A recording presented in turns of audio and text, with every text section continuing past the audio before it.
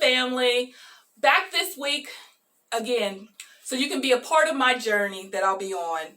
And today what we're going to start is by going over the steps to the home buying process. I'll be breaking those down each week for you.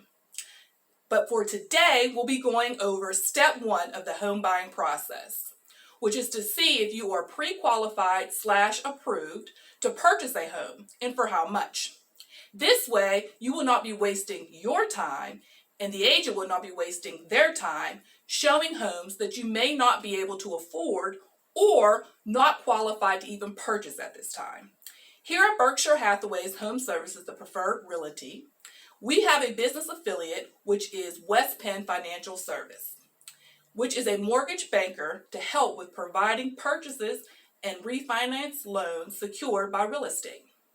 I have one of our loan officers, Matt Socol, here at Pleasant Hill's office. Let me tell you about my experience working with Matt first. Matt has been very accessible to me. He returns emails in a timely manner, answers questions, always makes himself available to meet with you. Hence, he made himself available to meet with us here today for this interview. And to add to it, he is quite funny, which having a sense of humor is always a nice addition. So without further ado, here is Matt.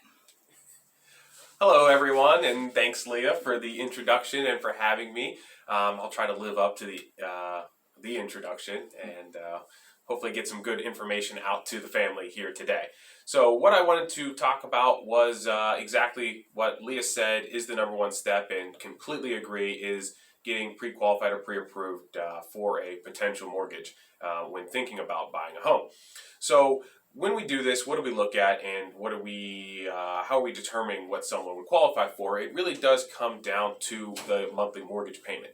That is the number one thing we are approving people on, is the actual payment. And then what we do is work backwards into a home purchase price or home purchase price range even, to say, hey, this is where, with taxes, with insurance, with the actual principal and interest, the mortgage payment lies and what you qualify for.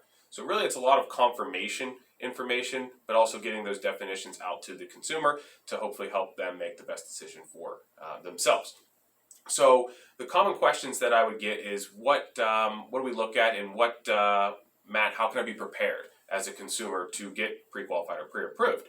So what do we look at? The first thing is going to be credit, your credit profile. We do get a credit report in, and knowing as much as you can about your credit profile is very helpful. There's a lot of free services out there where you can get a really good idea of what your score is, which is a great idea.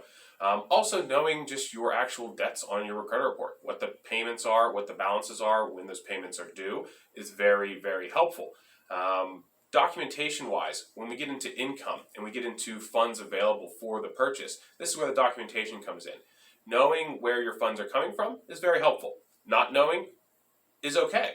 We can talk through that when it comes to the actual funds available and needed to purchase a home. When it comes to income, for most people, documentation is going to consist of a most recent pay stub, and then we go back into how your taxes were created for the last 2 years, whether it's W-2, maybe 1099, maybe the actual tax returns if you're self-employed. So having those documents prepared is also very helpful. Another common question that I would get in the process is, when do I start the process, Matt? When do I get pre-qualified? When do I get pre-approved?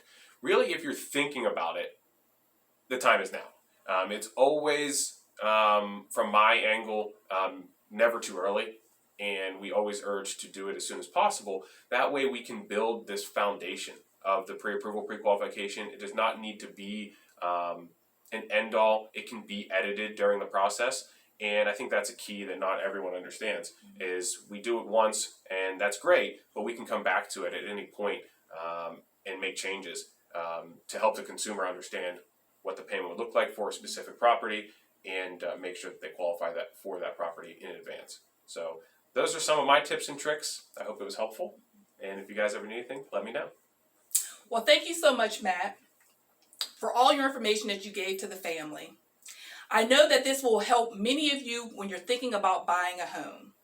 Matt's contact information will be in the description below. Also, please don't hesitate or forget to subscribe, like, hit the bell. so you can be notified for next week's video. And also, I look forward to seeing you again next week, family, for step 2 of the home buying process. Bye.